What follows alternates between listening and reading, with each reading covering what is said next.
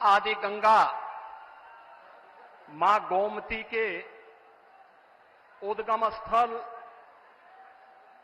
पीलीभीत में वासंती नवरात्रि के प्रथम दिवस पर आज आदरणीय प्रधानमंत्री जी का आगमन हुआ है। पीलीभीत वासियों की ओर से, उत्तर प्रदेश वासियों की ओर से मैं देश के यशस्वी प्रधानमंत्री जी का पीलीभीत की इस पावन धरा पर हृदय से स्वागत करता हूं, अभिनंदन करता हूं। बहनों और भाइयों, आज वासंतीय नवरात्रि की प्रथम तिथि भारतीय नव संवत्सर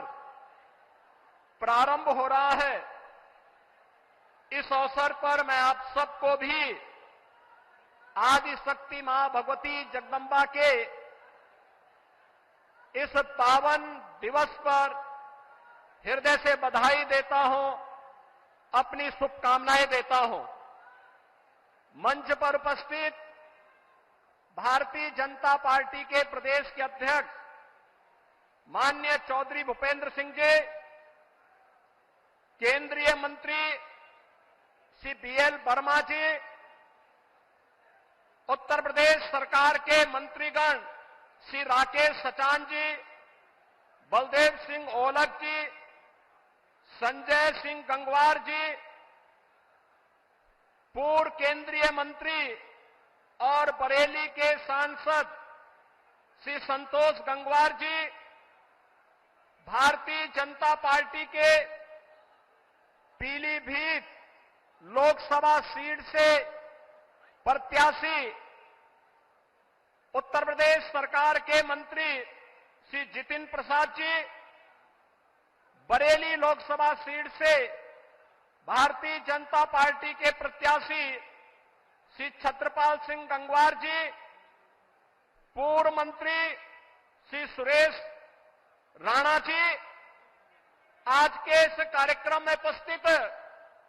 सभी माननीय जनप्रतिनिधिगण और पीलीभीत से जुड़े हुए सभी उपस्थित बहनों और भाइयों, मैं आप सबकी ओर से देश के यशस्वी प्रधानमंत्री और दुनिया के सबसे लोकप्रिय राजनेता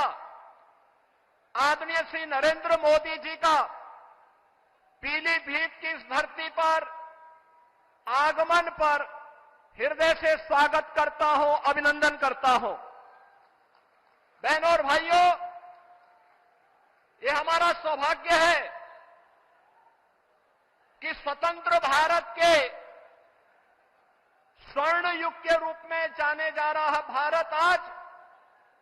आदरणीय मोदी जी के नेतृत्व में एक ग्लोबल पावर बनने की ओर अग्रसर है। हम सब की आने वाली पीढ़ियां इसके बारे में कृतज्ञता ज्ञापित करेगी। बहनों और भाइयों, आज इस बदलते हुए भारत को हम सब ने देखा है। ये बदलता हुआ भारत, जिस बदलते हुए भारत में सुरक्षा भी है, सम्मान भी है, विकास की बड़ी बड़ी परियोजनाएं भी हैं और गरीब कल्याण की योजनाओं की तो कोई सानी ही नहीं। बहनों और भाइयों, ये बदलते हुए भारत ने कभी किसी ने सोचा था कि गुरु नानक देव जी का जन्म जिस भूमि पर हुआ था, कभी वह अखंड भारत का हिस्सा था। कांग्रेस की कुटिल चालों से देश का विभाजन हुआ, लेकिन सिख भावनाओं का सम्मान करते हुए, भारत की उस आस्था का सम्मान करते हुए करतारपुर कॉरिडोर का निर्माण मोदी जी के नेतृत्व में ही संभव हो पाया, जब प्रधानमंत्री के रूप में मोदी जी देश के प्रधानमंत्री बने। बहनों और भाइयों, हम सब इस बारे में जानते हैं कि देश के अंदर गुरु गोविंद सिंह जी महाराज के चार चार साहबजादों ने भारत की हिंदू धर्म और संस्कृति की रक्षा करने के लिए अपने आप को बलिदान कर दिया था। लेकिन बाल दिवस कोई और ही दिवस मनाया जाता था। हम आभारी हैं आदरणीय प्रधानमंत्री जी के, जिन्होंने 26 दिसंबर की तिथि को वीर बाल दिवस के रूप में पूरे भारतवासियों को देकर के भारत माता के लिए अपना सर्वस्व न्यौछावर करने वाले गुरु गोविंद सिंह जी महाराज के उन चार चार साहबजादों के प्रति और उन अपनी कृतज्ञता ज्ञापित करते हुए 26 दिसंबर की तिथि वीर बाल दिवस के रूप में मनाने का निर्णय लिया। और आज पूरे देश के अंदर हर जगह हर ओर यह आयोजन होता आ रहा है। हमारा ये पीलीभीत, जहां अपनी कृषि के लिए जाना जाता है, वहीं अपनी अद्भुत कला के लिए भी जाना जाता है। कृषि में गन्ना किसान यहां की मिठास को न केवल प्रदेश और देश में बल्कि दुनिया में पहुंचाने का काम करते हैं। और बताते हुए यह भी प्रसन्नता है बहनों और भाइयों कि मोदी जी के ही नेतृत्व में संभव हो पाया कि गन्ना किसानों के गन्ना मूल्य का भुगतान अब समय पे हो पा रहा है। अन्यथा कई वर्ष लगते थे और गन्ना किसान देखता रह जाता था। आज यहां पे सुरक्षा भी है तो समृद्धि भी है। आज यहां पर आजीविका है तो आस्था को सम्मान भी है। कोई सोचता था अयोध्या में रामलला का भव्य मंदिर का निर्माण हो पाएगा? बहनों और भाइयों, अगर ये हो पाया है तो यह प्रधानमंत्री मोदी जी के यशस्वी नेतृत्व में,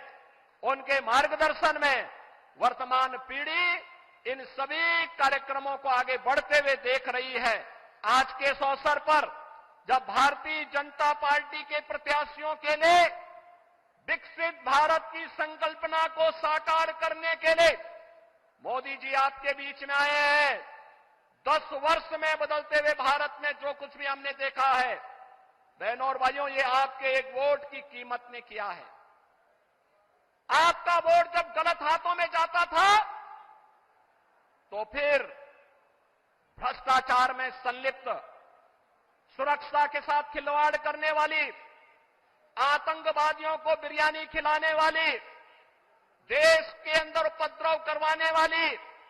नौजवानों के जीवन के साथ खिलवाड़ करने वाली, अन्नदाता किसानों को आत्महत्या के लिए मजबूर करने वाली सरकारें आती थी। लेकिन 2014 में, 2019 में देश के मतदाताओं ने अपने वोट की कीमत को समझा, मोदी जी के नेतृत्व पर विश्वास किया और बहनों और भाइयों, आज बदलते हुए नए भारत को आप देख रहे हैं, जो आज एक पिछलग्गू राष्ट्र नहीं, दुनिया की एक वर्ल्ड पावर बन रहा है, ग्लोबल पावर बन रहा है। विकसित भारत की संकल्पना को साकार करने के लिए